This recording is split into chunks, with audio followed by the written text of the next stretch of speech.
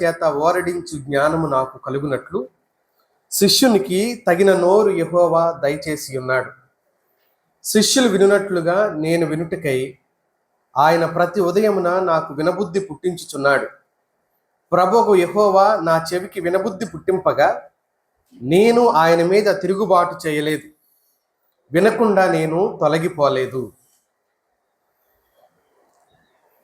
50వ అధ్యాయం దీంట్లో ఒక గొప్ప ప్రవచనం చెప్పబడుతుంది. ఆ ప్రవచనం ప్రభువైన యేసుక్రీస్తు వారిని గురించిన ప్రవచనం. యేసుక్రీస్తు ప్రభు వారిని గురించిన మనం చదివినది కూడా ఆయనను గురించే చెప్పబడుతున్న ప్రవచనం. వినబుద్ధి, వినటం, పాటించటం అనే ఈ అంశం మీద మనం విస్తారంగా మాట్లాడుకుంటూ వచ్చాం, విస్తారమైన ధ్యానం చేస్తూ వచ్చాం. నాకు జ్ఞాపకం ఉండి ఒక 15 వర్తమానాలు లేకపోతే ప్రసంగాలు నేను వినటము, పాటించటం అనే మాట మీద మాట్లాడుతూ వచ్చానేమో అని అనుకుంటున్నా. ప్రతిదీ కనీసం 5-6 ప్రసంగాలు ఆయన చేయడం ఉద్దేశం మీకు చెప్పాను. నేను ఆ అంశం మీద విస్తారంగా మాట్లాడడం వల్ల చాలా విషయాలు మనసులో ఉండిపోతాయి అని ఉద్దేశంతో అలాగ చేయటం జరుగుతూ వస్తూ ఉంది. వినటం యొక్క విలువ, వినటం అంటే తిరిగి దానిని పాటించటం అని చాలా ఉదాహరణల ద్వారా నేను ఈ మాటలు మీ మధ్యలో చెప్పటం జరిగింది. యెషయా చెబుతున్న ఈ మాట చాలా అసాధారణంగా కనిపించవచ్చు, కానీ మనకి ఒక మామూలు మాటగా అనిపించవచ్చు, కానీ మనకు అది యేసుక్రీస్తు ప్రభు వారిని గూర్చిన ప్రవచనం అని మనం ఎందుకు అనుకోవలసిన అవసరత ఉంది అని అంటే, ఆ తర్వాత 6వ వచనం చదివితే మనకు అర్థమవుతుంది. అది స్వయంగా ప్రభువు గురించి మాట్లాడుతుంది ఈ వాక్యం అని. కొట్టు వారికి నా వీపును అప్పగించి తిని, వెంట్రుకలు పెరికివేయ వారికి నా చెంపలు అప్పగించి తిని, ఉమ్ము వేయవానికి అవమానపరచు వారికి నా ముఖమును దాచుకోలేదు అని చెప్తూ వచ్చాడు.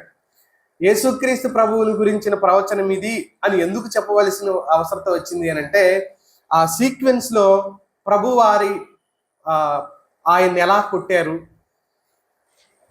ఎలా అవమానపరిచారు, ముఖం మీద గుమ్మి వేశారు, ఈ విషయాలన్నీ చెప్తూ ఉన్నారు. అయితే ఇందులో మనం నేర్చుకోవలసిన మరొక విలువైన మాట ఉంది.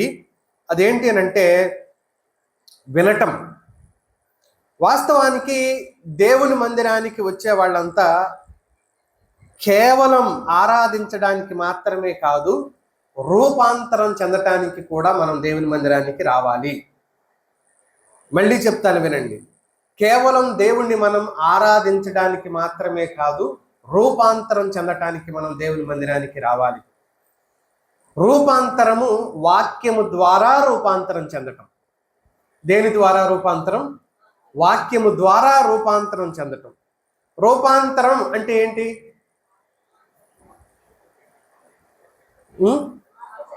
మార్పు చెందటం. కరెక్ట్ పదం. రూపాంతరం అంటే ఏంటంటే ఒక రూపంలో నుంచి మరి ఒక రూపంలోకి మార్పు చెందడాన్ని రూపాంతరం చెందటం అని అంటారు. నేను ఇప్పుడు మీకు చూడడానికి వీలున్నది కానీ తమ్మునేల మీద పెట్టేదాన్ని. గొంగళి పురుగు మొదట అది ఒక గొంగళి పురుగుగా లేక ఒక పసర పురుగుగా ఉన్న ఆ పురుగు,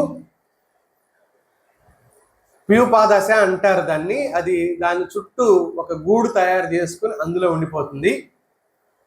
బహుశా అది ఎన్నో రోజులు, 22 రోజులు ఎంత ఉంటుంది అనుకుంటుంది, అందులో ఉంటుంది. అందులో ఉన్న తర్వాత దాని రూపాంతరం నెక్స్ట్ ఏంటి? సీతాకోక చిలుకగా మారిపోతుంది. ఆ గూడును బద్దలు కొట్టుకొని బయటకు వస్తుంది. అప్పుడు అది సీతాకోక చిలుకగా మారిపోతుంది. ఆలోచించండి, ఒక గొంగళి పురుగు సీతాకోక చిలుకగా మారటం. ఒక గొంగళి పురుగు ఎలా మారింది? సీతాకోక చిలుకగా మారింది. మొదట ఇది అని అంటే నమ్మటానికి ఎంత, ఇప్పుడు సైన్స్ అభివృద్ధి చెందిన తర్వాత కానీ అవును ఇదే అని అంటున్నాం, కానీ అసలు నమ్మటానికి ఎంత అసాధ్యంగా ఉన్న విషయం. మొదటిసారి ఆ విషయం తెలుసుకున్నప్పుడు ఎంత ఆశ్చర్యపడతారు మనుషులు. గొంగళ పురుగుని ఎవరైనా ముట్టుకుంటారా? కానీ సీతాకోక చిలుకని ముట్టుకుంటే కూడా మన ప్రింట్స్ దాని మీద పడతాయి, ఇంకా దాని రెక్కల మీద పడతాయి. దాని మీద ఉన్న పౌడర్ కూడా పోద్ది. ఎంత మృదువు, ఎంత సున్నితం, ఎంత సౌందర్యం, ఎన్ని రంగులు దాని రెక్కల్లో, ఎంత అద్భుతంగా కనబడుతుంది. అది ఏ స్థితి నుంచి ఏ స్థితికి వచ్చింది? అది అసహించుకునే స్థితి నుంచి ఆహ్లాదకరమైన స్థితికి వచ్చింది. అసహించుకునే స్థితి మొదట. అది ఇంట్లో కనబడితే చీపురు తీసుకొని దాన్ని బయటికి వెళ్ళగొట్టే వరకు ఏ పని చేయం. ఫోన్ వచ్చినా సరే దాన్ని పక్కన పడేసి గొంగళి పురుగుని ఫస్ట్ బయటికి తరివేస్తాం. దాన్ని తక్కువే ఉంచమని, ఇందాకలాగే ఉంచు. ఫస్ట్ దాన్ని బయటికి వెళ్ళగొడితేనే కానీ, నేను కొంచెం దగ్గర పెట్టుకుంటాను, తక్కువే ఉంచు.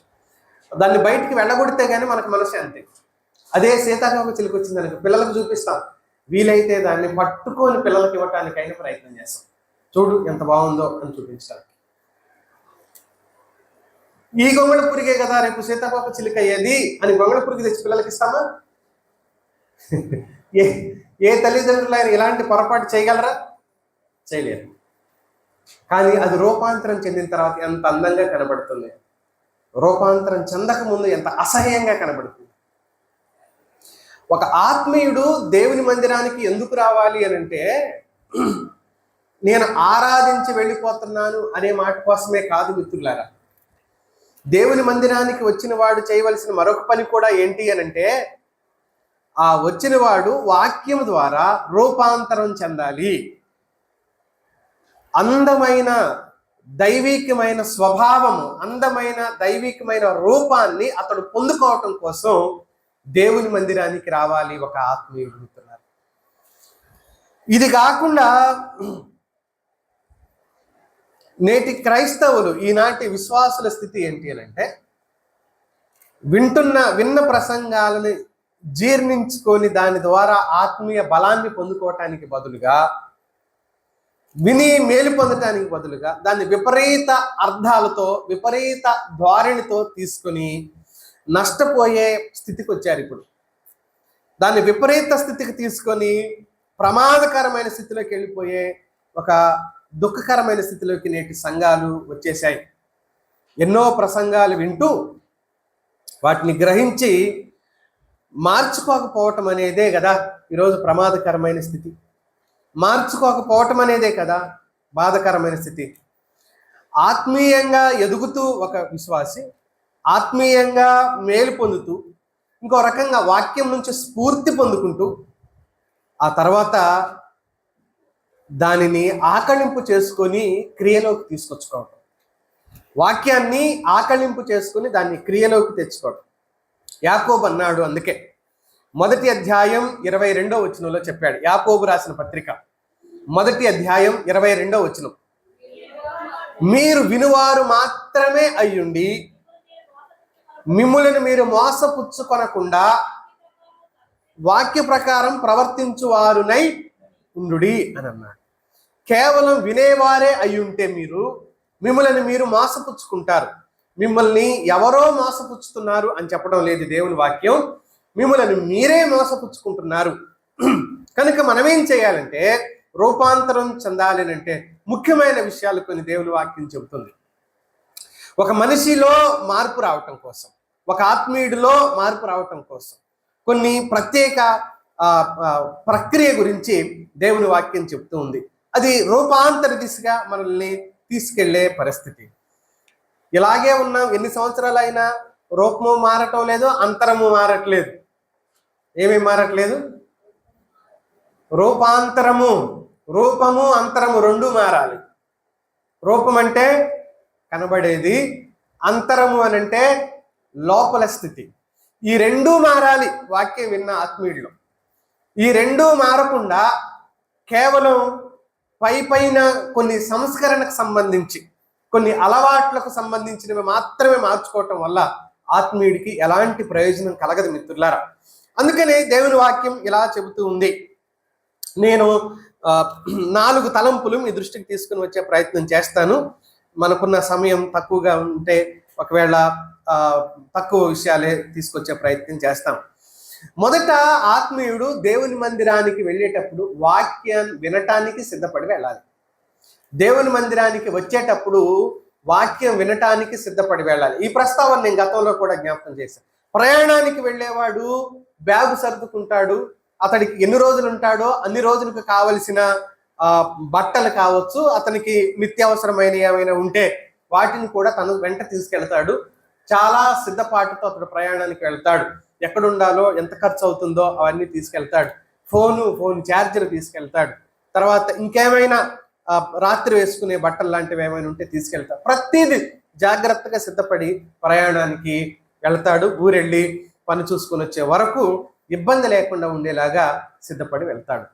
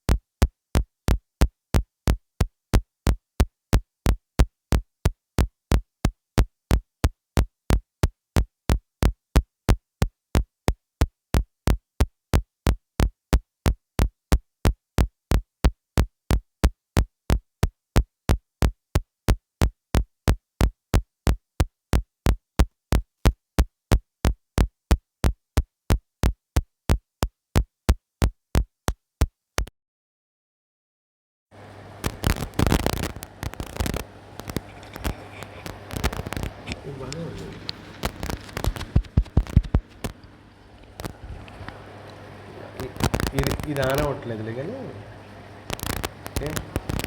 సౌండ్ పెట్టి చూడు.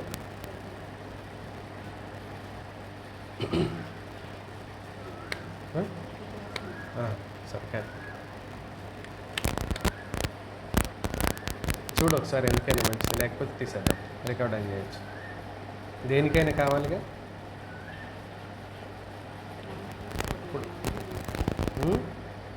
మరి పిన్ను సరిగ్గా పెడితే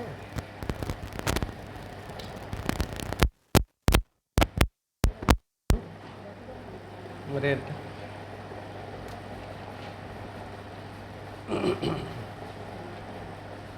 సరే.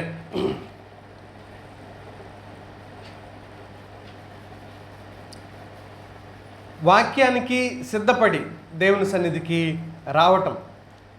మీ దేవుడైన యెహోవా సన్నిధిలో కనపడుటకై మీరు సిద్ధపడండి అంటాడు. ఆమోసు గ్రంథం 4వ అధ్యాయం. ఇశ్రాయేలీయులారా, మీ ఎడల నేను ఇలాగు చేయుదును గనుక మీ దేవుని సన్నిధిని కనబడుటకై సిద్ధపడండి. దేవుని సన్నిధిలో కనబడటానికి ఎలా రావాలి? ఒక ఆత్మీయుడు సిద్ధపడి రావాలి. సిద్ధపాటు లేకుండా అన్యమనస్కంగా రాకూడదు దేవుని సన్నిధికి. అది నీకు ఆశీర్వాదం కాదు. అన్యమనస్కంగా, అయిష్టంగా, తప్పదన్నట్టుగా, తప్పని పరిస్థితి అన్నట్టుగా మనం ఉండకూడదు దేవుని సన్నిధిలో. అది నీకు ఆశీర్వాదం కాదు. దానివల్ల నీకు ఎలాంటి క్షేమం కలగదు, దానివల్ల నీకు ఎలాంటి లాభం కలగదు. కానీ సిద్ధపడి రావటం గురించిన విలువ దేవుని వాక్యం తెలియజేస్తూ ఉంది. దేవుడు లోకానికి మరుగుగా ఉన్న రహస్యాన్ని, ఆత్మీయ విషయాన్ని తన పిల్లలకు తెలియజేయటానికి దేవుని ఆరాధనా స్థలాన్ని, మందిరాన్ని ఏర్పాటు చేసుకున్నాడు. లోకానికి మరుగుగా ఉన్న రహస్యాలను, లోకానికి తెలియని ఆత్మీయ విషయాలను దేవుడు తన చిత్తాన్ని తన ప్రజలకు తెలియజేయటం కోసం ఇలాంటి ప్రత్యేక సందర్భాలను దేవుడు ఏర్పాటు చేసుకున్నాడు. అందుకని 65వ కీర్తన 4-5 వచనాల్లో, 65వ కీర్తన, నీ ఆవరణములో నివసించినట్లు నీవు ఏర్పరచుకొని చేర్చుకొని వాడు ధన్యుడు. నీ పరిశుద్ధాలయం చేత, నీ మందిరములోని మేలు చేత మేము తృప్తి పొందుదాము. మందిరంలో మేలు దొరుకుతుందంట. దేవుని మందిరంలో మేలు దొరుకుతుందంట. ఆయన సన్నిధిలో జీవాన్ని, ఆత్మీయ పోషణను వెతుకుతూ రావాలి దేవుని సన్నిధికి. ఆయన ఇచ్చే ఆత్మీయ జీవాన్ని, ఆత్మీయ పోషణను, ఆత్మీయ మేలును వెతుక్కుంటూ ఆయన సన్నిధికి రావాలి. వాక్యాన్ని కోరుకోవాలి, వాక్యాన్ని కాంక్షించాలి, వాక్యాన్ని ఆశించాలి. ఆత్మీయుడు భయంతో, వణుకుతో, ప్రసంగి గ్రంథంలో 5వ అధ్యాయం 1వ వచనంలో ఏమన్నాడు? నీవు దేవుని మందిరానికి వెళ్ళినప్పుడు నీ ప్రవర్తన ఎలా ఉండాలి? జాగ్రత్తగా చూసుకో. ముందుగానే ఎక్కడ నేను దేవుని మందిరంలో తప్పుగా, పొరపాటుగా ప్రవర్తించకుండా, నా మాట, నా క్రియ, నా చూపు, నా ఆలోచన ఎక్కడ తేడా రాకుండా ఉండేలాగా నాకు సహాయం చెయ్యి ప్రభు అని ప్రార్థనాపూర్వకంగా ప్రార్థన చేసుకొని పోవాలి. మరి భయం లేకుండా అంటే దేవుని మందిరంలో ఉండవలసిన దానికంటే భిన్నంగా మనం ఉన్నాము అని అంటే దేవుణ్ణి ధిక్కరించుతున్నామని అర్థం అన్నమాట. దేవుని ఆధిపత్యాన్ని క్వశ్చన్ చేస్తున్నావు నువ్వు దేవుని సన్నిధిలో. దేవుని గౌరవాన్ని, దేవుని అధికారాన్ని ప్రశ్నిస్తున్నావు నువ్వు. అంటే నీకంటే నేనే ఎక్కువ, నువ్వు చెప్పిందేమో పక్క నుంచి ఇప్పుడు నేను చెప్పేది ఏదో విను అన్నట్టుగా దేవుని ఆధిపత్యాన్ని ప్రశ్నిస్తున్నాం. అందుకనే దేవుని మందిరానికి వెళ్ళినప్పుడు చాలా జాగ్రత్తగా ఉండు అని ప్రసంగి గ్రంథకర్త ఎందుకు చెప్పాడంటే అది ఆయన అనుభవం. నీవు దేవుని మందిరమునకు పోవునప్పుడు నీ ప్రవర్తన జాగ్రత్తగా చూసుకో. నువ్వేం మాట్లాడుతున్నావో స్పృహలోకి రా, నువ్వేం చేస్తున్నావో స్పృహలోకి రా. ఎందుకంటే కన్నులు కలుగజేసిన వాడు కానకుండున, చెవిని కలుగజేసిన వాడు వినకుండున. ఆయన వినడా? లేకపోతే ఆయన చూడడా? అందుకని దేవుని మందిరంలోకి వెళ్ళేటప్పుడు చాలా జాగ్రత్తగా ఉండాలి అని చెప్పాడు. చాలా విధేయత చూపించాలి అని చెప్పాడు. అంతేకాదు మిత్రులారా, ఆదివారం ఆరాధనకి వెళ్ళేటప్పుడు మాటలను సిద్ధపరచుకొని వెళ్ళాలి. ప్రభువా నాతో నువ్వు మాట్లాడబోతున్న సేవకులు ఎవరైతే నిలబడబోతున్నారో వారి ద్వారా నాతో మాట్లాడు, వారి హృదయంలో నువ్వు వాక్యాన్ని ఉంచు, నీ మాటలు వారి హృదయంలో నుంచి నాకు వినిపింప చెయ్యి, వారి హృదయంలో నీ స్వరాన్ని ఉంచు ప్రభు అని ప్రార్థన చేసుకొని పోవాలి. అలా ప్రార్థన చేసుకొని పోవాలి కానీ విద్వేషంతో, ద్వేషంతో, అసూయతో, తిరస్కారంతో అప్పుడు దేవుడు ఎలా మాట్లాడతాడు నీతో? దేవుడు మాట్లాడాడు. అప్పుడు దేవుడు మాట్లాడే అవకాశమే లేదు. అప్పుడు సిద్ధపాటు లేని నేలలో విత్తనం వేయనట్లుగా సిద్ధపడని హృదయం కలిగిన వారితో దేవుడు మాట్లాడాడు. విద్వేషము, అసూయ ఇది కలిగి ఉండి దేవుని మందిరంలో దేవుడు చూడడనా? దేవుడికి తెలియదనా? దేవుడు వినడనా? పోనీ మనం దేవుడికి కూడా అర్థం కాకుండా యాక్టింగ్ చేస్తున్నామనే? మనుషులకి అర్థం కాకుండా చేయగలం, కానీ దేవుడికి కూడా అర్థం కాకుండా యాక్టింగ్ చేయగలమా? చేయలేం మిత్రులారా, స్నేహితులారా. అది మన అజ్ఞానం. వినయంతో, విధేయతతో నువ్వేం చెబుతావో చెప్పు ప్రభువా, అది స్వీకరిస్తా అని కూర్చోవాలే తప్ప, నాకు నచ్చలేదు కాబట్టి ఇది నేను స్వీకరించను, నాకు అంగీకారం కాదు కాబట్టి దీన్ని నేను అంగీకరించను, మనకు మనమే సిద్ధపరచుకుంటే ఇంకా దేవుడు ఎందుకు? దేవుని మాటలు ఎందుకు? మనకు నచ్చినట్లు, మనకిష్టం వచ్చినట్లు దేవుడు మాట్లాడాలని కోరుకుంటారు. ఇశ్రాయేలు రాజులు అలాగే కోరుకున్నారు. ఇర్మియాని ఎందుకు బాధ పెట్టారు అని అంటే, వారికి నచ్చినట్లుగా ఈయన బోధించాల. ఆయన ఏమంటాడు? ఓ నాయన, ఇది నాది కాదు, ఈ మాట యెహోవా సెలవిచ్చుచున్నాడు, అది నేను మీకు చెబుతున్నాను, మీకు నచ్చకపోతే నన్నేం చేయమంటారు అంటే, లేదు నువ్వే ఇలాగ చెప్తున్నావు, మేమంటే నీకు కోపం, అందుకే నువ్వు మాకు ఇలాగ చెప్తున్నావు అని చెప్పేసి ఇర్మియాను భలే ఇబ్బంది పెట్టారు. ఆమోసు దగ్గరికి వచ్చిన తర్వాత ఆమోసును, ఎవడరా నువ్వు ఎందుకు చెప్తున్నావు నువ్వు అని అంటే, ఆయన అన్నాడు, అయ్యలారా వినండి, ఒక్క మాట, నా మాట వినండి, నేను ప్రవక్తను కానండి, ప్రవక్త శిష్యుని కూడా కానండి, నేను నా పశువుల మందను, అరణ్యంలో పశువుల మందను కాసుకుంటూ మేడి పండ్లు ఏరుకునేవాడని, నేను పార్ట్ టైం బిజినెస్ లాగా మేడి పండ్లు ఏరి ఈ పండ్లు అమ్ముకుంటున్నాను నేను బయట, ఇది నా బిజినెస్, నా వృత్తి ఇది, అసలు నాకు బోధే తెలియదు, నాకు వాక్యమే తెలియదు, అలాంటి నన్ను దేవుడు నిలబెట్టి ఈ మాట నా ప్రజలకు, ఇశ్రాయేలీయులకు చెప్పు అని అన్నాడు, వచ్చి చెబుతున్నానండి, నాకేం సంబంధం లేదండి దీనితో అని అన్నాడు. లేదు, నువ్వు కావాలనే చెబుతున్నావు మాకు విరోధంగా, నువ్వు కావాలనే చెబుతున్నావు మాకు వ్యతిరేకంగా అని అన్నారు ఆయన అన్నాడు, నాకేం తెలుసండి, అసలు ఈ మాట నాకు ఎక్కడదండి, నేను ఒక విద్యాహీనుడినండి, పశువుల కాపరినండి, యెహోవా చెప్పాడు, నేను ఆ మాటలే తీసుకొని మీ దగ్గరకు వచ్చి చెబుతున్నాను అని అన్నాడు. అంటే స్వీకరించే మనస్సుతో దేవుని సన్నిధిలోకి రావాలి.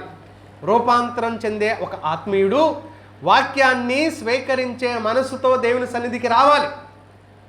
వాక్యాన్ని స్వీకరించే మనసు లేకపోతే దేవుని సన్నిధికి వచ్చి ప్రయోజనం లేదు. ఇర్మియా గ్రంథం 25వ అధ్యాయం 6వ వచనం చివరి భాగంలో చూడండి ఒకసారి. 25వ అధ్యాయం 6వ వచనం చివరి, యెహోవా పెందలకడ లేచి ప్రవక్తలైన తన సేవకులనందరినీ మీ యొద్దకు పంపుచూ వచ్చినను మీరు వినకపోతిరి, వినుటకు మీరు చెవియొగ్గకుంటిరి. వినకపోతిరి, వినుటకు ఏం చేయలేదు, మీరు చెవియొగ్గలేకపోయారు. వినే మనస్సు మీకు రాలేదు, వినే మనస్సు మీకు లేదు అని చెప్తున్నాడు. మిత్రులారా, వినే మనస్సుతో వస్తున్నామా, వినకుండే మనస్సుతో దేవుని సన్నిధికి వస్తున్నామా? ఇది మనం ఆలోచన చేసుకొని దానిని మనం సరిచేసుకోవాల్సిన అవసరత మనందరికీ ఉంది. సణుగుడు, విమర్శలకు దూరంగా ఉండి దేవుని మాటను ఉన్నది ఉన్నట్టుగా స్వీకరించే అంతరంగాన్ని నాకు ఇవ్వు ప్రభువా అని దేవుణ్ణి అడగాలి. అపోస్తుల కార్యగ్రంథంలో అపోస్తులు బోధిస్తున్నారు 13వ అధ్యాయంలో 44వ వచనం చూడండి. మరుసటి విశ్రాంతి దినమున దాదాపుగా ఆ పట్టణమంతయు దేవుని వాక్యం వినుటకు కూడి వచ్చెను. ఎంతోమంది వినడానికి కూడి వచ్చారు. వారికి ఆ రోజు వాక్యం దొరకటం లేదు, వాక్యం దొరికే స్థితి వాళ్ళకి లేదు ఆ రోజు. అందుకని వాళ్ళంతా ఆశతో, ఆసక్తితో వాక్యాన్ని వినటానికి కూడి వచ్చారు అనే మాటని మనం చూస్తాం. యేసుక్రీస్తు ప్రభువారి కాలంలో పరిసయ్యులు ఒకవైపున బోధ చేస్తున్న ప్రజలంతా ఇలా వచ్చారు. లోకారాసిన సువార్త 9వ అధ్యాయం, లోకారాసిన సువార్త 19వ అధ్యాయానికి రండి, 48వ వచనం. ప్రజలందరూ ఆయన వాక్యమును వినుటకు ఆయనను హత్తుకొని ఉండిరి గనుక, ప్రధాన యాజకులు యేసుక్రీస్తు ప్రభువును పట్టుకొని చంపాలనుకుంటున్న సందర్భం అది. ఆ సమయంలో ప్రజలంతా వినడానికి వచ్చి గుమిగూడారు. అందుకని ఆయన ఏం చేయకుండా అక్కడి నుంచి వెళ్ళిపోయారు వాళ్ళు. ఆయన ఏం చేయకపోవటానికి గల కారణం ఏంటి అని అంటే, ప్రజలంతా ఆయన వాక్యం వినడానికి వచ్చారు కాబట్టి. మిత్రులారా, అనేక సందర్భాలలో అనేక మంది ప్రభు వాక్యాన్ని వినడానికి వచ్చారు. ఆ రోజు సరైన వాక్య సందేశం వారికి దొరకలేదు, సరైన వాక్యం వారికి అందుబాటులో లేని కారణం చేత వారు ప్రభు కోసం పరుగులెత్తుకుని రావలసిన పరిస్థితి వాళ్ళకి ఏర్పడింది. 21వ అధ్యాయం అక్కడే, లోకసువార్త 38వ వచనంలో ప్రజలందరూ ఆయన మాట వినుటకు దేవాలయంలో ఆయన యొద్దకు పెందల కడకు వచ్చుచుండిరి. పెందల కడ వచ్చారు. ఆతృత, వారి ఆశ పెందల కడ రావటం అనేది మనకు జ్ఞాపకం చేస్తుంది మిత్రులారా. సమయానికి అనుకూలంగా, సమయానుకూలంగా ఆతృత, ఆశతో వచ్చేవాళ్ళు ఎవరైతే ఉంటారో దేవుణ్ణి, ఆయన మాటను ప్రేమించేవారుగా మనం అర్థం చేసుకోవచ్చు. దేవుని, ఆయన మాటను ప్రేమించే వ్యక్తులు వీళ్ళు అని మనం గుర్తించవచ్చు మిత్రులారా. ప్రేమతో నిండిన హృదయంతో, క్షమా హృదయంతో మందిరానికి వెళ్ళడం మనం నేర్చుకోవాలి. దేవుని మందిరానికి వెళ్ళేటప్పుడు ప్రేమతో నిండిన హృదయాన్ని ఇవ్వమని అడగాలి. క్షమా హృదయంతో నిండిన హృదయాన్ని నాకు ఇవ్వు ప్రభువా అని దేవుణ్ణి అడగాలి. రెండో మాటను జ్ఞాపకం చేస్తాను చూడండి. రూపాంతరం చెందాలనుకున్న వ్యక్తి వాక్యాన్ని హృదయంలో భద్రం చేసుకోవాలి. వాక్యాన్ని హృదయంలో ఏం చేసుకోవాలి? భద్రం చేసుకోవాలి. విన్న వాక్యాన్ని విడిచిపెట్టొద్దు అని చెప్పాడు. విన్న వాక్యాన్ని వదిలిపెట్టొద్దు అని చెప్పాడు. వాక్యాన్ని హృదయంలో దాచుకోవటం, వాక్యాన్ని హృదయంలో భద్రపరచుకోవటం. నిజంగా దేవుని వాక్యానికి సరైన స్పందన దాన్ని స్వీకరించే హృదయంలో భద్రపరచుకోవటం. ఆ స్పందన ఏంటంటే, మొదటి స్పందన ఎలా ఉంటుంది అని అంటే, దాన్ని హృదయంలో భద్రపరుచుకుంటాడు, తర్వాత ఆచరణలో పెట్టడానికి ప్రయత్నం చేస్తాడు. హృదయంలో లేనిది అతడు ఆచరణలో ఎలా పెట్టగలడు ఒక మనిషి వాక్యాన్ని? అందుకనే ఆత్మీయుడు, రూపాంతరం చెందగలిగిన ఆత్మీయుడు, మార్పును కోరిన ఆత్మీయుడు వాక్యానికి స్పందించాడు అంటే అర్థం ఏంటంటే దాన్ని హృదయంలో దాచిపెట్టుకుంటాడు. హృదయంలో వాక్యాన్ని భద్రపరుచుకుంటాడు, లోతుగా పదిలపరుచుకుంటాడు, దానిని వదిలిపెట్టుకోవడానికి ప్రయత్నం చేయడం. యోబు గ్రంథంలో ఈ మాట చదువుతాం. యోబు గ్రంథం 22వ అధ్యాయం 22వ వచనం. యోబు గ్రంథం, ఆయన నోటి ఉపదేశమును అవలంబించుము అంటే పాటించుము. ఆయన మాటలను ఏం చేయాలి? హృదయములో ఉంచుకో. హృదయములో ఉంచుకో. విన్నావా అంటే విన్నాం. ఏం విన్నామంటే ఏదో విన్నాం మొత్తానికి. విన్నావా అంటే విన్నాను. ఏం విన్నావంటే ఏదో విన్నాను. ఒక ఆయన ఇలాగ అంటున్నాడు, దేవుడు మనకి 2 చెవులు ఎందుకంటే ఇచ్చింది? ఒక చెవితో విని ఒక చెవితో వదిలిపెట్టడానికి సార్. ఒక చెవితో వినటానికంట, ఒక చెవితో వదిలిపెట్టడానికి 2 చెవులు ఇచ్చాడంట. కాదు, జాగ్రత్తగా వినాలని 2 చెవులు ఇచ్చాడు. జాగ్రత్తగా వినాలి అని 2 చెవులు ఇచ్చాడు. చాలా జాగ్రత్తగా దేవుని వాక్యాన్ని అవలంబించు. తర్వాత ఏమన్నాడు? హృదయంలో ఉంచుకో. ఆయన మాటలు నీ హృదయంలో ఉంచుకో అంటున్నాడు.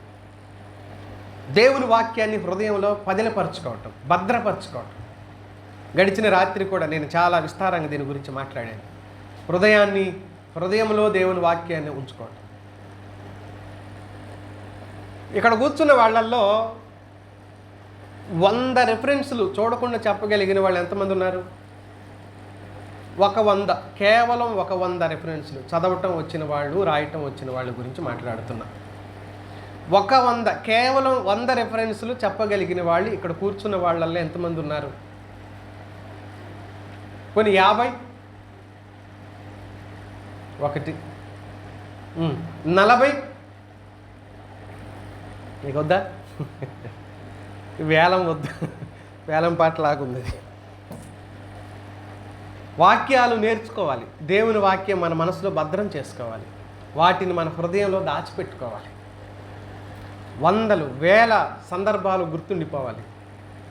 100,000, 1000 సందర్భాలను ధ్యానం చేస్తూ ఉండాలి. ఎప్పుడు గుర్తుంటాయి మనకు అని అంటే, గుర్తుపెట్టుకోవటం కోసం గుర్తుపెట్టుకోవటం కాదు, వాటిని గురించి ఆలోచన చేసినప్పుడు గుర్తుంటాయి. పెద్దగా గుర్తుపెట్టుకోవడానికి ఏదో చేయనక్కర్లేదు. దాని గురించి ఆలోచన చేసి, దాన్ని మొదట ప్రేమించి, ఆ వాక్యాన్ని ప్రేమించి దాని గురించి ఆలోచన చేయటం మొదలు పెడితే అది నీకు గుర్తుంటుంది. బహుశా అంకె గుర్తుండకపోని ఒకవేళ, రెఫరెన్స్ గుర్తుండకపోని ఒకవేళ, వాక్యం గుర్తుండని చాలు. వాక్యమైనా గుర్తుండని చాలు. దేవుని మాటలు స్వచ్ఛమైనవి. అవి మన హృదయాలలో గుర్తుంటే మనకెంత మేలో తెలుసా? సామెతల గ్రంథం తీయండి, 4వ అధ్యాయానికి రండి. 20 నుంచి చూడండి. నా కుమారుడా, నా మాటలను ఆలకింపుము, నా వాక్యములకు చెవియొగ్గుము, నీ కన్నుల ఎదుట నుండి వాటిని తొలగిపోనీయకము, నీ హృదయమందు వాటిని భద్రము చేసుకోయా అంటున్నాడు. నా కుమారుడ, నా మాటల్ని నీ హృదయంలో ఏం చేయాలి? భద్రం చేసుకో, కన్నుల ఎదుటి నుండి తొలగిపోనీయకము. 22వ వచనంలో చూడండి. ఇప్పుడు ఎవరికైతే అవి దొరుకుతాయో, దేవుని వాక్యాలు ఎవరికైతే అవి దొరుకుతాయో అవి జీవమును, వారి సర్వ శరీరానికి ఏం చేస్తుంది? ఆ వాక్యం ఆరోగ్యాన్ని ఇస్తుందంట. వాక్యం, ఆ వాక్యం మన హృదయంలో ఉంచుకుంటే ఆ వాక్యం మన సర్వ శరీరానికి ఏం చేస్తుంది అన్నాడు? ఆరోగ్యాన్ని ఇస్తుంది అని చెప్పాడు. మన జీవితానికి జీవాన్ని ఇస్తుంది అని చెప్పాడు. ఆ విలువైన దేవుని మాటను స్వీకరించే వారంగా, ఆ విలువైన దేవుని మాటలను అంగీకరించే వారిగా ఉండటం అది మన ధన్యత మిత్రులారా. ద్వితీయోపదేశకాండంలో ఇశ్రాయేలు ప్రజలకు చెప్తూ వాటిని చాలా జాగ్రత్తగా దాచిపెట్టుకోండి అని అన్నాడు. 6వ అధ్యాయం 6వ వచనంలో ఈ మాటలు హృదయంలో ఉండనియండి అని అన్నాడు. ఈ మాటలు నీ హృదయంలో ఉండవలెను, ఒక ఆజ్ఞలాగా చెప్పాడు. దేవుని మాటల్ని మీ హృదయంలో ఉంచుకోండి అని అన్నాడు. దేవుడు బాధపడుతూ ఇశ్రాయేలు గురించి మాట్లాడుతూ అన్న మాటలు ఏంటంటే, ఈ ప్రజలు వినుటకైతే విందురు కానీ వాటిని హృదయంలోకి చేర్చుకోరు అని చెప్పి బాధపడ్డాడు. ఇంకా కోపంతో ఏమన్నాడు? హృదయములు క్రొవ్వి క్రొవ్వి కన్నులు మందమైపోయి ఈ ప్రజలు నా మాటలు హృదయంలోకి చేర్చుకోవట్లేదని బాధపడ్డాడు. స్నేహితులారా, దేవుడికి తెలుసు మనం ఎప్పుడు వాటిని చేర్చుకోమో, ఎప్పుడు వాటిని మనం అంగీకరించమో కూడా దేవునికి తెలుసు. ఇర్మియా గ్రంథానికి మళ్ళీ ఒకసారి వద్దాం. 31వ అధ్యాయానికి రండి. 33వ వచనంలో చూడండి.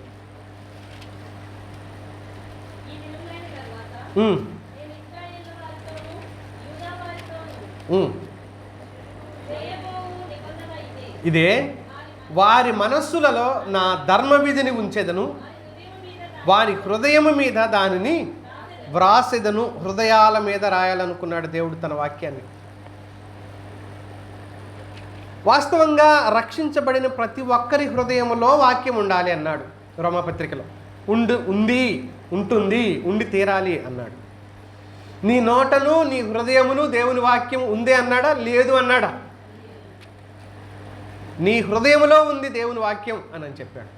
రక్షించబడిన వారి హృదయంలో దేవుని వాక్యం ఉంటుంది కాదు, ఉండి తీరాలి అని చెప్పాడు. మన వెనక బోర్డు మీద పైన ఒక వాక్యం రాసి ఉంది.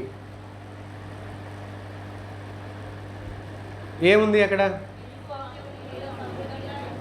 క్రీస్తు వాక్యము మీలో ఎలా ఉండాలి? సమృద్ధిగా బంగారం ఉంది, సమృద్ధిగా డబ్బులున్నాయి, సమృద్ధిగా భూములున్నాయి, సమృద్ధిగా జీతాలు వస్తున్నాయి, అంత సమృద్ధి. అయితే వాక్యం సమృద్ధిగా ఉందా?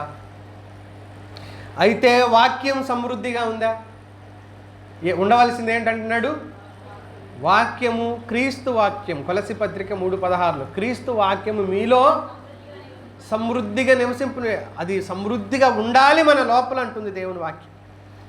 ఇది రెండో విషయం. వాక్యాన్ని హృదయంలో భద్రపరుచుకోవటం, వాక్యం వినడానికి సిద్ధపడటం మొదటిది. మూడో మాట చెప్తాను చూడండి. రూపాంతరపు అనుభవానికి రావలసిన వ్యక్తి దేవుని వాక్యాన్ని ఇతరులతో పంచుకోవాలి అని అన్నాడు. దేవుని వాక్యాన్ని ఆత్మీయుడు ఏం చేయాలి? ఇతరులతో పంచుకోవాలి. మీరందరూ ఎందుకు చాలా స్తబ్దుగా ఉన్నారు? ఏదో నష్టపోయిన వాళ్ళు పెట్టినట్టు మొఖాలు పెట్టి, బిజినెస్లో కోట్లు లాస్ వచ్చిన వాళ్ళు పెడతారు చూడండి మొఖాలు, ఆ టైప్లో. ఆదివారం తలస్నానాలు చేయబోకండి, నిద్రలు వచ్చేస్తాయి. ఫ్యాన్ వేసి మళ్ళీ ఇదొకటి. శనివారమే చేసుకోండి. ఒకటే నిద్ర ఆపుకోవటానికి తెగ ప్రయత్నాలు చేస్తున్నారు. ప్రయత్నం చేయలేక ఓడిపోయిన వాళ్ళు ఆల్రెడీ నిద్రపోతూనే ఉన్నారు. ప్రయత్నంలో గెలిచిన వాళ్ళు సగం సగం వింటున్నారు, 50-50 అయింది మీకు. మరి మీ శనివారం చేయండి తలస్నానాలు. ముఖ్యంగా ఆడవాళ్ళకి, మగవాళ్ళదేముందిలే 10 నిమిషాలు ఆరిపోద్ది మాకే ఇబ్బంది ఉండదు. కనుక మీరు చాలా ఇబ్బంది పడుతున్నట్టుగా నాకు అనిపిస్తూ ఉంది. దేవుని వాక్యాన్ని ఇతరులతో మనం పంచుకోవాలి మిత్రులారా. పంచుకునేటప్పుడు 2 కార్యాలు జరుగుతాయి మన జీవితంలో. ఎవరైతే దేవుని మాటలు ఇతరులతో పంచుకుంటారో వాళ్ళు 2 సార్లు వాక్యాన్ని నేర్చుకున్న వాళ్ళు అవుతారు. మొదట మనం వ్యక్తిగా వాక్యాన్ని నేర్చుకునేటప్పుడు నేర్చుకుంటున్నాం. ఒకవేళ నేను ఈ మాటలు మీతో చెప్పడం కోసం చాలా ప్రార్థన చేసుకొని రాస్తూ కొంత ఆపేసి మళ్ళీ రాస్తూ ఆపేసి వారం రోజులు ప్రయత్నం చేస్తామన్నమాట. ఒక రోజులో రాయను నేనైతే. ఒక వారం అంతా కలిపి ఒక 2-3 ప్రసంగాలు మాత్రమే రాస్తాను నేను. ఆ కారణం చేత అవి ఒక్కసారి కావు. ఒక రోజంతా కూర్చున్న 2 పాయింట్లే రాస్తూ ఉంటాం. కేవలం తలంపులు రావు, ఆలోచనలు రావు, వదిలేస్తాం, వేరేది మొదలు పెడతాం. లేదా ఇవన్నీ వదిలేసి వేరేది టైం వేస్ట్ కాకుండా చదువుకుంటూ ఉంటాం. అప్పుడు నేర్చుకోవటం ఒకటి. తర్వాత ప్రభు అవలేదు, మరి దీని గురించి అర్థం కావట్లేదు, తలంపివు అని దేవుడు ఏదో ఒక మూల చిన్న తలంపిస్తే చాలు. అండ చూసుకొని కొండెక్కటం అంటారు చూడండి. జస్ట్ దేవుడు చిన్న తలంపిస్తే చాలు, ఆ తలంపుతో ప్రసంగాన్ని కంప్లీట్ చేసుకుంటాం. అప్పుడు ఒకసారి నేర్చుకోవటం, దేవుని సన్నిధిలో కూర్చుండి. మరొకసారి మీకు బోధిస్తూ నేర్చుకోవడం. అప్పుడు వచ్చే తలంపులు దేవుడు స్వయంగా అనుగ్రహించే మరికొన్ని తలంపులు. బోధించడం వలన 2 సార్లు నేర్చుకుంటామన్నమాట. 2 సార్లు వాటి గురించిన అవగాహన పొందుకుంటామన్నమాట బోధకులైన వాళ్ళు. ఇతరులకు చెప్పేవాళ్ళు కూడా ఏం చేస్తున్నట్లు, ఇతరులకు చెప్పడం వల్ల మనం దేవుని వాక్యాన్ని మరింత నేర్చుకున్న వాళ్ళం అవుతాం. కనుక ఇతరులతో పంచుకోవటం, బోధించటం, కనీసం చర్చించటం, ఇంట్లో ఉన్న వారితో చర్చించడం, ఇంట్లో ఉన్న వారితో ఆ వాక్యం గురించి మాట్లాడటం. నాకు ఒక సోదరి ఆ మధ్యకాలంలో ఫోన్ చేసి చెప్పారు. వాళ్ళు ఫోన్ చేసి ఇలాగ అడిగారు, ఇది అవునా కాదా అని. ఏది? ఒక వర్తమానంలో విషయాన్ని, నేను ప్రసంగంలో చెప్పిన విషయం, ఇది కరెక్టే కదా మేము అనుకున్నట్లుగా. ఎందుకు ఈ ఆలోచన వచ్చింది అని అంటే, మేము వాక్యం వింటాము, విన్న తర్వాత మళ్ళీ ఇంటికెళ్ళి ఆరాధన అనంతరం భోజనం చేసేటప్పుడు మా పిల్లలతో నేను ఆ విషయాన్ని చర్చిస్తూ ఉంటానండి. మా పిల్లలతో మా భర్తతో కలిసి మేము ఆ వాక్యాన్ని చర్చిస్తూ ఉంటాము.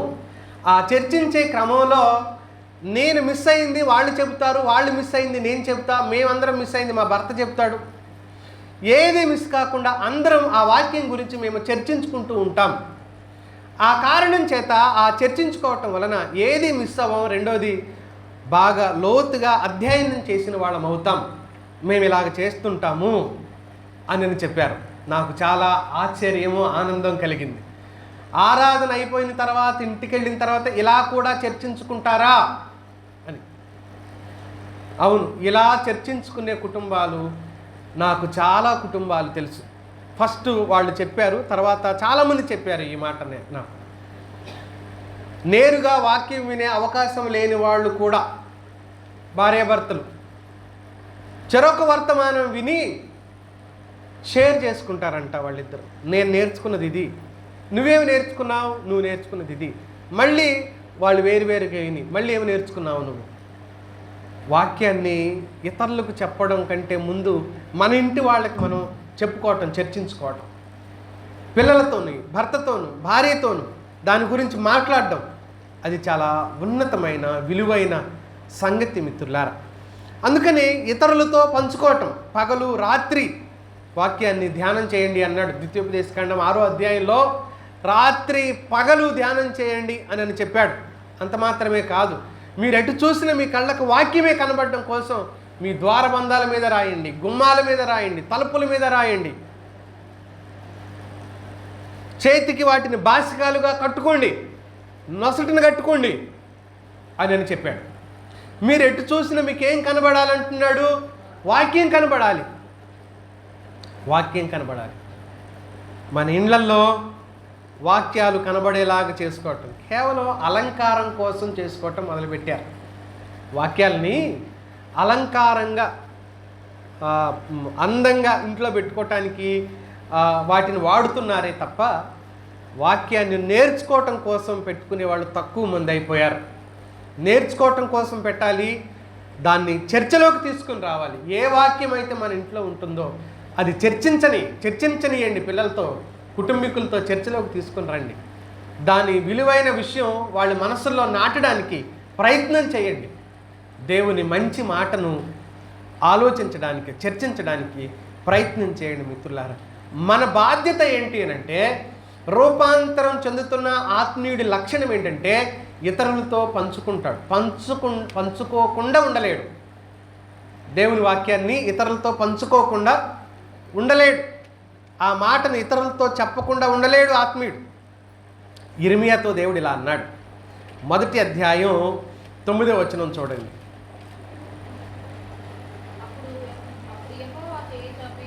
నా నోరు ముట్టి ఇలాగ సెలవిచ్చాను, ఇదిగో నేను నీ నోట నా మాటలు ఉంచి ఉన్నాను, నీ నోట నా మాటలు ఉంచి ఉన్నాను కనుక ఈ మాటలు వాళ్ళతో చెప్పు అన్నాడు. అప్పుడు అంతకుముందు అన్నాడు ఆయన, బాలుడను ప్రభు, నేను చాలా చిన్నోడిని ఆయన, నేను వాళ్ళకి చెప్పలేను. 8వ వచనం చూడండి. వాళ్ళంటే నాకు భయం, నన్ను కొడతారేమో, వాళ్ళు చాలా దుర్మార్గులు ప్రభువా అన్నాడు దేవునితో. అప్పుడు దేవుడు ఏమన్నాడు? వారికి భయపడకము, నిన్ను విడిపించుటకు నేను నీకు తోడై ఉన్నాను, ఇదే యెహోవా వాక్కు అని అన్నాడు.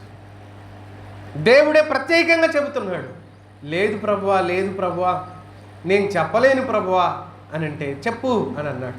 నేను బాలుడను అని అనవద్దు, నేను బాలుడని అని నువ్వు అనొద్దు. 26వ అధ్యాయానికి రండి, 2వ వచనానికి రండి. ఆయనతో చెప్తున్న మాట, యెహోవా ఆజ్ఞ ఇచ్చినదేమనగా, నీవు యెహోవా మందిరావరణంలో నిలిచి నేను నీకు ఆజ్ఞాపించే మాటలన్నింటినీ యెహోవా మందిరంలో ఆరాధించుటకై వచ్చు యూదా పట్టణస్థులందరికీ ప్రకటించుము. వాటిలో ఒక మాట నేను చెప్పక విడవకూడదు, చెప్పకుండా వదిలిపెట్టొద్దు, చెప్పాల్సిందే నువ్వు అన్నాడు. వాటిలో ఒక్కటి కూడా, నేను చెప్పమన్న మాటలన్నీ నువ్వు వారికి చెప్పు. ఆ తర్వాత అంటాడు, వినట్లేదు ప్రభు అంటే, వినినను వినకపోయినను వారికి చెప్పు అని అన్నాడు. కనుక మనం ప్రకటించేవారుగా. 4వ మాట, చివరి మాట చెప్పి నేను ముగిస్తాను చూడండి. జీవితంలో వాక్యాన్ని ఆచరణలో పెట్టాలి. జీవితంలో వాక్యాన్ని ఆచరణలో పెట్టాలి. మొదట వాక్యాన్ని వినటానికి సిద్ధపడాలి. 2వది వాక్యాన్ని హృదయంలో భద్రపరచుకోవాలి. 3వది వాక్యాన్ని ఇతరులతో పంచుకోవాలి. 4వది వాక్యాన్ని ఆచరణలో పెట్టుకోవాలి. ఆచరించకపోతే, ఆచరణలో పెట్టుకోకపోతే విన్న వాక్యం ఎలాగూ ప్రయోజనం కాదు. వారు చెప్పుదురే కానీ ఏమంటాడు, చెయ్యరు. మత్తయి సువార్త 23వ అధ్యాయం 3వ వచనంలో చెప్పాడు. పరిసయ్యుల గురించి మాట్లాడుతూ వాళ్ళు బ్రహ్మాండంగా చెప్పేవాళ్ళంట వాక్యాన్ని, కానీ వాళ్ళు పాటించరు. కానీ ప్రభు ఏం చెప్పాడు, దాన్ని చాలా తార్కికంగా చెప్తూ, వారు చెప్పినట్లుగా చేయండి కానీ వాళ్ళు జీవించినట్లుగా మీరు జీవించబాకండి. వాళ్ళు నడిచేలాగా నడవద్దు, కానీ వాళ్ళు చెప్పిన దాంట్లో సత్యం ఉంది కనుక చెప్పిన ప్రకారం చేయండి. ఇశ్రాయేలీల గురించి మాట్లాడుతూ చెప్పాడు అపోస్తుల కార్యగ్రంథంలో. స్టెఫను ప్రసంగంలో మాట్లాడుతూ 7వ అధ్యాయంలో దేవదూతల ద్వారా ఇవ్వబడిన, నియమించబడిన ధర్మశాస్త్రం 53వ వచనంలో దేవదూతల ద్వారా నియమించబడిన ధర్మశాస్త్రాన్ని వాళ్ళు ఏం చేశారు? వింటిరి కానీ దానిని గైకొనలేదు, విన్నారు కానీ పాటించలేదు అని అన్నాడు. చాలామంది వింటారు కానీ పాటించని వారుగా ఉన్నారు. అందుకనే రూపాంతర అనుభవం వారి జీవితాల్లో రాదు. చెప్పిందంతా విన్నవాడు ధన్యుడు కాదు, చెప్పినట్లు చేసిన వాడు ధన్యుడు అంటుంది వాక్యం. చెప్పిందంతా విన్నవారు గొప్పవారు అని చెప్పలేదు. అందుకనే 2వ అధ్యాయం రోమపత్రిక 12వ వచనంలో దేవుని దృష్టికి ధర్మశాస్త్రం వినువారందరూ నీతిమంతులు కారు కానీ ఏముంది ఎక్కడ చూస్తారా?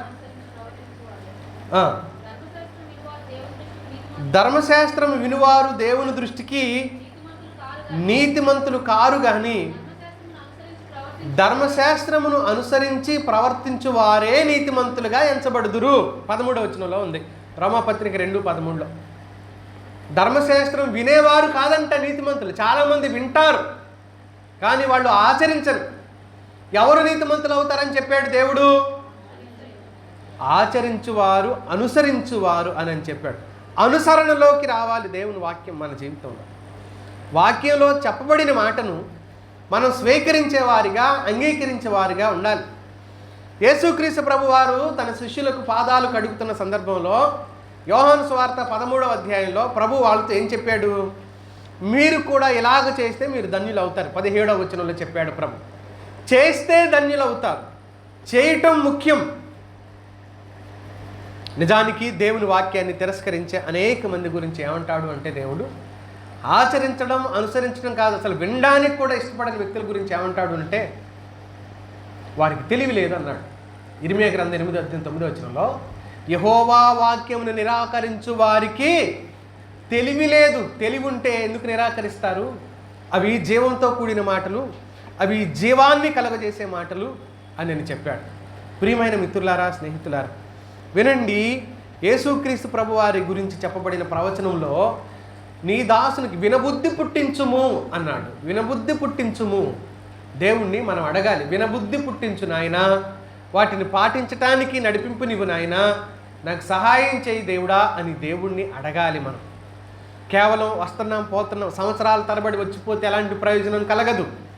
వచ్చిపోవటం వల్ల ఎలాంటి లాభము ఉండదు. ఇలాంటి నిర్ణయాలు కనుక మనం తీసుకోకపోతే, నిర్ణయాత్మకమైన భక్తి జీవితాన్ని మనం కలిగి లేకపోతే, వాక్యాన్ని వినడానికి సరి అయిన సిద్ధపాటు, దానిని భద్రపరచుకోవడానికి సరి అయిన సిద్ధపాటు, దానిని ఇతరులతో పంచుకోవడానికి మాటలు సిద్ధపరచుకోకపోతే దాన్ని ఆచరణలో నువ్వు పెట్టలేవు. ఆచరణలో పెట్టలేనంత వరకు నువ్వు ధన్యుడవు కాలేవు. పైగా దేవుడు చెప్పినట్లుగా మనం రూపాంతరం చెందలేము. అందుకనే ఒక మనిషి రూపాంతరం చెందటానికి వాక్యము ద్వారానే రూపాంతరం చెందాలి. వాక్యం విని నిజమైన మార్పు చెందిన, రూపాంతరం చెందిన వ్యక్తికి గుర్తు అపోస్తలుడైన పౌలు. అపోస్తలుడైన పౌలుని ఏమన్నారు? గలతీ పత్రిక 1వ అధ్యాయం 24వ వచనంలో అతడు రూపాంతరానికి గుర్తు. అది చూస్తారా?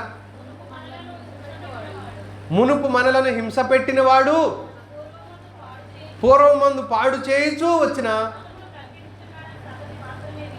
ఆ సంగతి విని వారు నన్ను బట్టి దేవుణ్ణి మహిమపరిచారు అన్నాడు.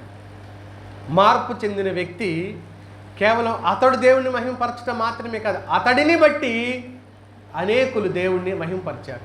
పాడు చేస్తున్న మతాన్ని ప్రకటిస్తున్నాడు, ప్రాణం పణంగా పెట్టి ప్రకటిస్తున్నాడు. ఎంతటి మార్పు! ఒకనాడు అదే మతాన్ని అతడు తిరస్కరించాడా, అంగీకరించాడా? తిరస్కరించాడు. ఆ మతంలో ఉన్న వారిని చంపాలనుకున్నాడు, హింసించాలనుకున్నాడు, బాధ పెట్టాలనుకున్నాడు.